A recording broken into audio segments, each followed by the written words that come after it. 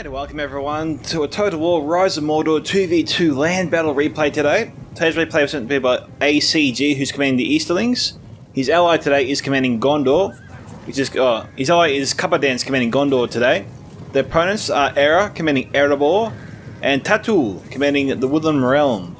And as you can see here, the Easterlings are already on the move. We've got some Varag Lancers here in front of us, 2 units of them. Behind them we have some Varag Warriors. And we'll start with the first rank here. We've got some Lokrim Macemen. Looks to be 4 units of them. Reading this right? Yep. Behind them we have maybe some more Macemen. We've got, yep, some more Macemen there. Some Warlords of Rune. Looks to be possibly 4 units of there, yeah.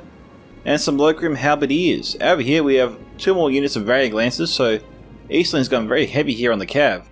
Gondor Cavalry here. We got standard Gondor Cavalry. Excellent armor, excellent charge bonus, poor missile block chance. Which is strange because they're carrying shields. Okay.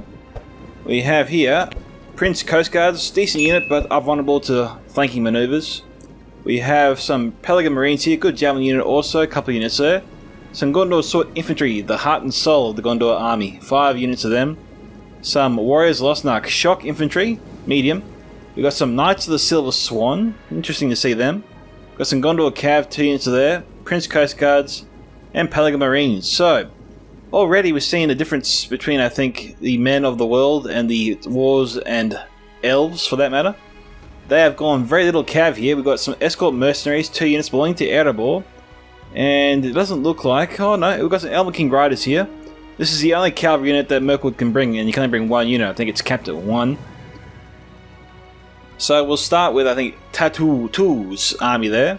We've got some Lascaran Spears over here, Lascaran Blades. Out front, more Lascaran Spears, 3 more units there.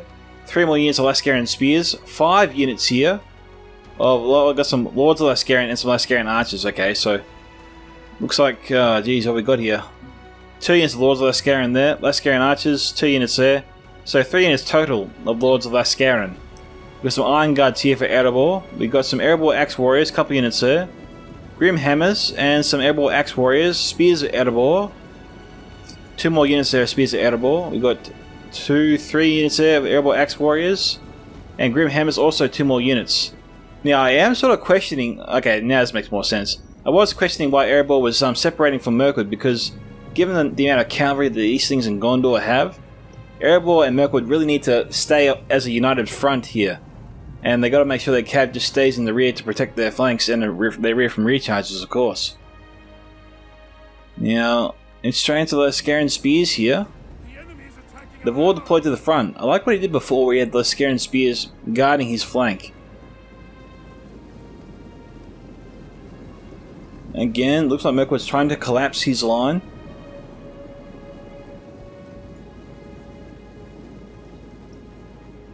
Gondor and Eastling really trying to capitalize on the terrain with their cavalry. I mean, they can run their cav all the way behind their enemies and charge right down from the mountain, maybe getting a little extra charge from the terrain. It is ideal. The Elven King Riders are no joke. They're very hard to bring down. Gondor Sword Infantry. Well, good missile block chance, which is okay, I guess.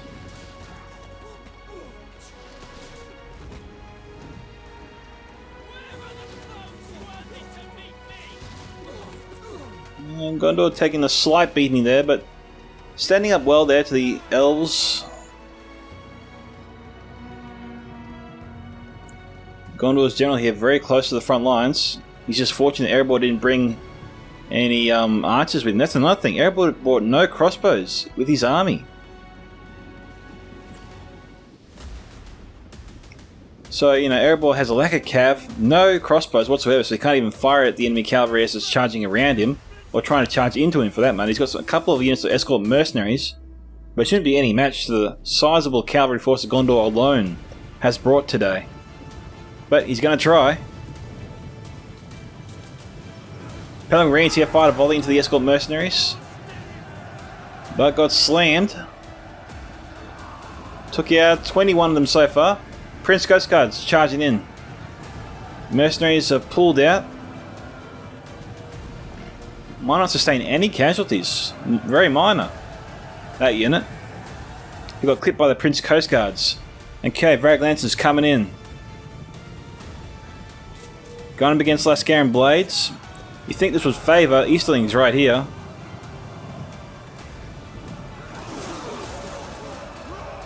Very nice. Okay, here come the rest of the Easterling army. Halberdiers leading the way.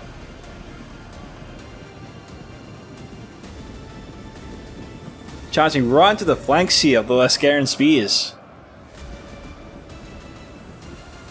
Warlords are moving behind them.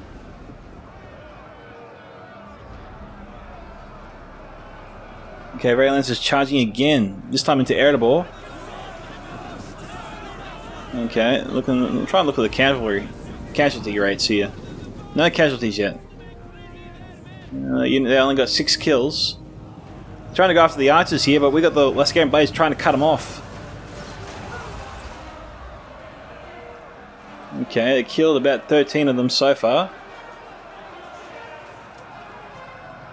We've got nothing of Varag Lancers here trying to force back the Lascaran Blades or keep them busy. Maybe buy time for their own unit inside here to get away, but no, he's actually sending them to their deaths. Very weird.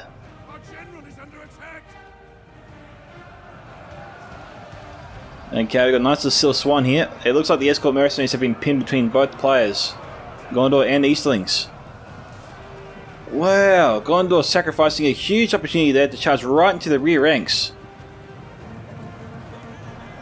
I have no idea why he didn't just try and finish off Erebor's cavalry once and for all. We've got the Elven King Riders here. That is mind-blowing.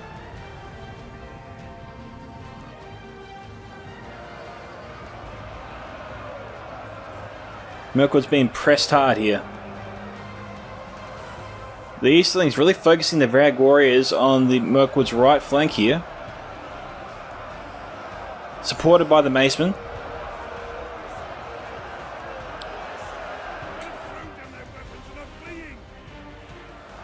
Okay, Easterling's got his general here right at the front. Warlords of Ruin. Acting like berserkers, charging in front of the halberdiers. Gondor hasn't really engaged Erebor. So far, Easterlings have pretty much gone all in. Gondor's sort of restraining themselves. He's trying to focus on his right flank battle with the cavalry and his small force here of Prince Coast Guards. Gondor Sword Infantry, a couple units of them. He's trying to deal with the Mirkwood's Elven King Riders. He's almost actually finished with them. But, you know, we've got 2 units of Gondor cavalry here. They could be finishing off the escort mercenaries, really helping out the Easterlings here, but they're just not charging into their backs.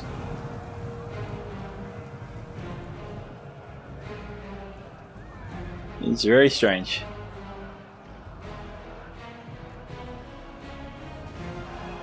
Easterlings trying to help Gondor finish off the Elven King Riders. Okay, now they're surrounding the escort mercenaries. Okay, they're on the verge of breaking. Knights of the Silver Swan charging in. Full flight. But you notice they didn't take out their lancers.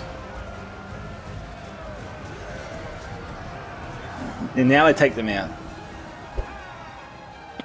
Yeah, they didn't work out well for them at all. Okay, so right now, 2,300 to 3,500. So far, the Elven perimeter is holding. Now, what the Elves could do here is get these Lords of Lascaran to fire into the gaps, straight into the Easterlings' force, trying to break through. There's an opening for them to fire straight into their enemy, try and force them back. They've got to do that. They've got to try and push the Easterlings out and try to hold the line. The perimeter here is under intense pressure right now. Erebor's perimeter also holding, at least for now. Despite being hammered by enemy cavalry. Okay, now it's the Silver Swan going to have another go at it.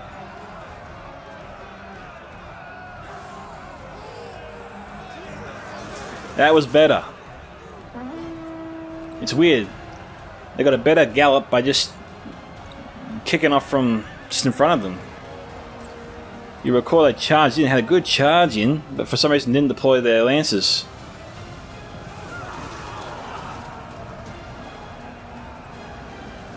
Varag Lancers steamrolled the Lascaran blades. Lords of Lascaran, realizing they've lost their protection, trying to seek shelter with Erebor probably.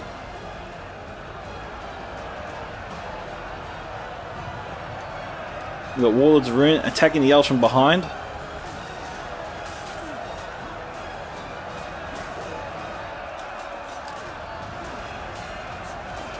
They're not broken. Warlords of Ruin trying to finish off the Lascaran blades here.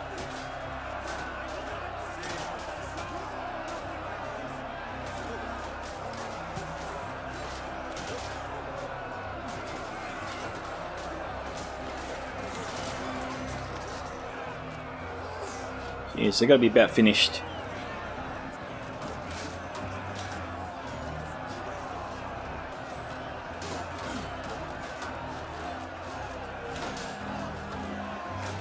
This guy's trying to take on 2 elves at once.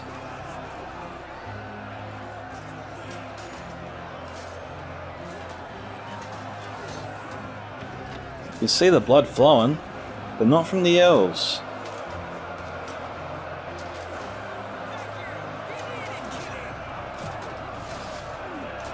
Elves trying to hang on.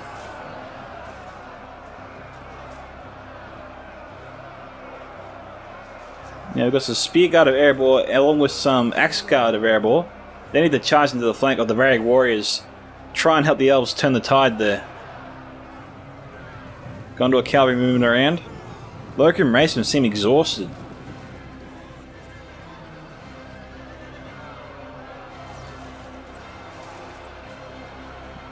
Lords of Lascaran from the general unit trying to finish off the Gondor cavalry, or take him out.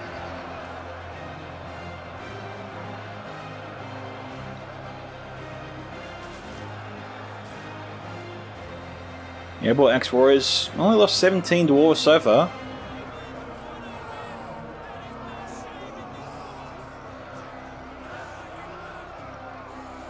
Elven ranks collapsing.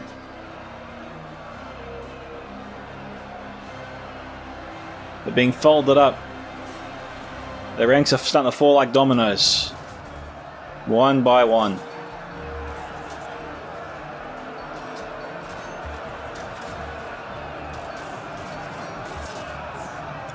Warlords of Ruin leading the way.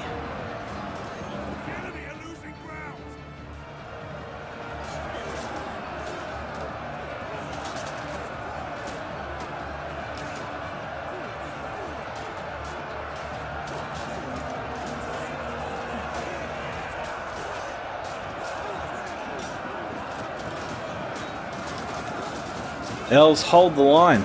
They're just not giving up.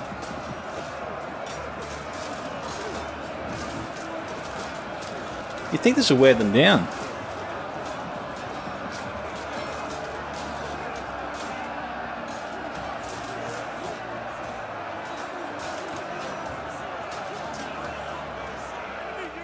Okay. Oh, they're about to break.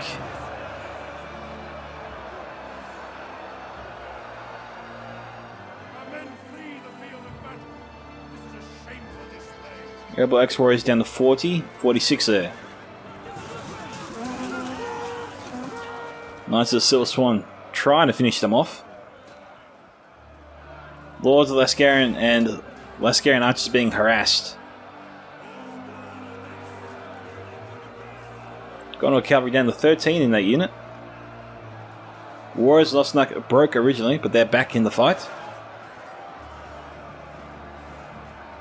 Pelgrim Marines come back.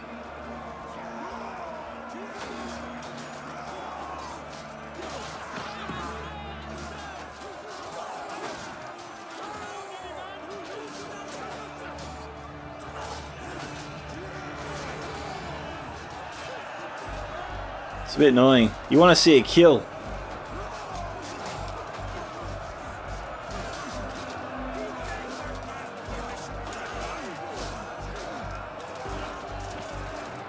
Easterlings are on their way.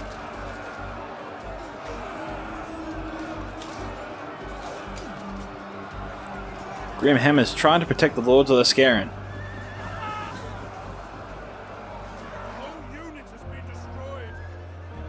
Okay, so where are we at now? 2,400 to 427, so it's been a blowout there.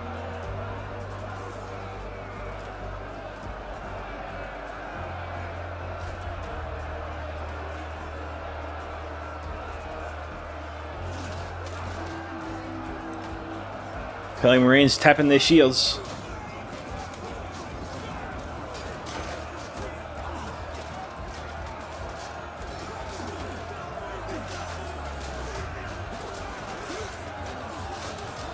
Easterlings' army is exhausted, that's why it's moving a bit slow.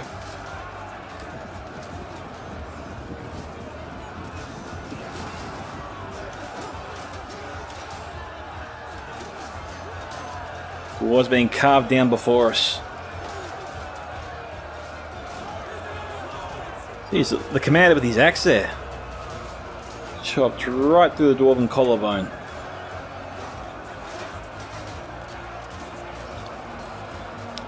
Now, I used to think Grimhammers were very powerful, but now I think they're a little bit overrated. Under my command, they don't seem to last very long, but maybe I'm just poor at using them.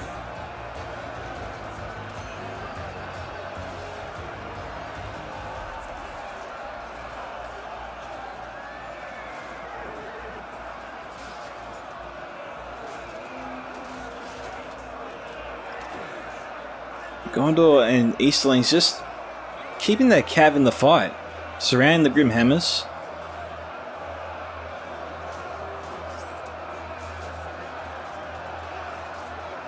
We got 26 seconds left in this fight.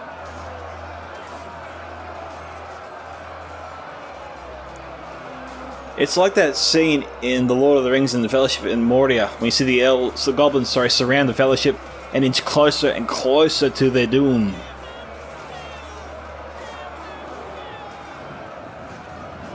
That's what it feels like. Close victory, well done. Okay, Cuppa dance here. Let's have a look at these kill counts. Knights of the Silver Swan did him proud, 117. Gondor infantry ranged from 38 to 92. And Gondor cavalry did very well, 118, 162, 208. Pelling Marines here, mixed performances, 47, 81, 107. Erebor, best performances were the Erebor Axe Warriors on 201, and all the remaining other units seemed to struggle, getting 100. This unit came close on 86. Grimhammers here 90, 67, 214. And unfortunately, the Escort Mercenaries did not do very well. They actually lasted a lot longer than I reckon they should have. Okay, we've got Easterlings here. Varag Warriors 130, 93. Warlords of Rune 87, 102, 89. Not too bad there. Lurker Maceman 96. Now the Varag Lancers here each got over 100 kills, 122, 207, 103, 123. The Woodland Realm here, Lascaran Blades 117, 90. Elven King Riders struggled, mainly because I think Gondor and Easterlings really surrounded them and really prevented them from getting any charge on their melee units and just contained them, isolated them. Really made it difficult for Tatutu to use them. We got here, well, the archers didn't do too well. Ranging from 25 to as high as 68. Bit unlucky there for them. And his spearmen across the board got 75 each. That's a bit funny. Okay, Lords of Lascaran here 79. And that is that. So guys, I am Micka of Scouts of Entertainment. If you want to see your own replay video on this channel, you can send them to my email at scoutsoфentertainment@gmail.com. Send them to me directly onto Discord via direct message, or join my Discord server at Scouts Reconnaissance, where you can see your replays, where you can post your replays into the Battle Replay sub-channel you will find there. I also have various funding options below too if you'd like to support my work. And don't forget to leave a like on this video and subscribe, as it does greatly support the channel and the video. And so concludes our epic clash today. Catch you in the next Total War battle.